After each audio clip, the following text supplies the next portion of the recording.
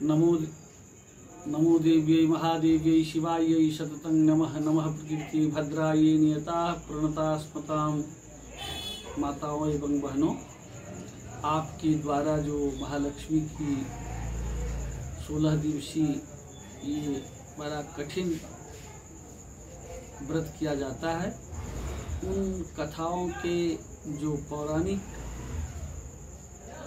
कथा है, जो शायद आप लोग भी ये कथाएं सुनती हुई होंगी या स्वतः पुस्तकों में पढ़ी हुई होंगी, तो इसका मुख्य संबंध पूर्व काल की घटनाओं से है।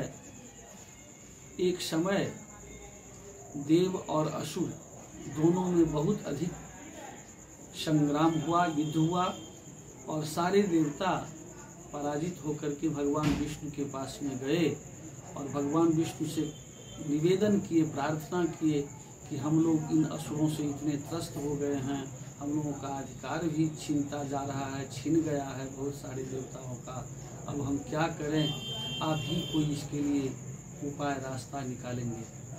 तो भगवान विष्णु स्वतः उन देवताओं की सहयोग से उन सारे दैत्यों को परास्त कर और यहाँ से उनको पाताल लोक भेज दिया।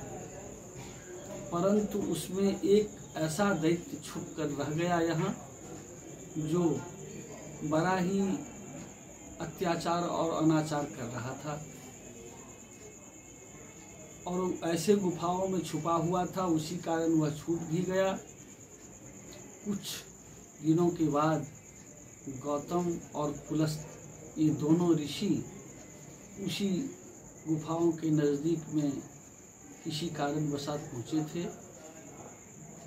तो वहाँ के कुछ ऐसे व्यक्ति निवेदन कर, प्रार्थना कर उनसे कहा कि इस गुफा में एक ऐसा दानव दैत्य रहते हैं जो हम लोगों की कन्याओं को हरण कर और इस गुफा में ले जा कर के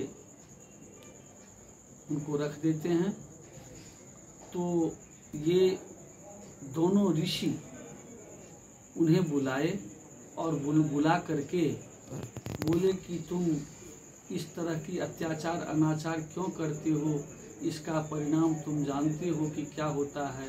तो दैत्य कहने लगा कि गुरुवर, आज तक मुझे कोई यह बातें नहीं कहा था, क्या करूं, ये सारे कन्याओं को तुम मुक्त कर दो और इन कन्याओं को मुक्त करने के बाद तुम सारे दैत्यों को यहाँ से पाताल लोक भेज दिया गया, लेकिन पता नहीं तुम्हारा पूर्व का कुछ पुण्य रहा होगा कि तुम इस गुफा में बच गए। तो अब इस पुण्य के प्रभाव से तुम जब तक चाहोगे तब तक जिंदा रहोगे और इस तरह का अनिष्ट और इस तरह का अपराध कभी मत करना। इस तरह की कथाओं का जो है उसमें वर्णन किया गया है।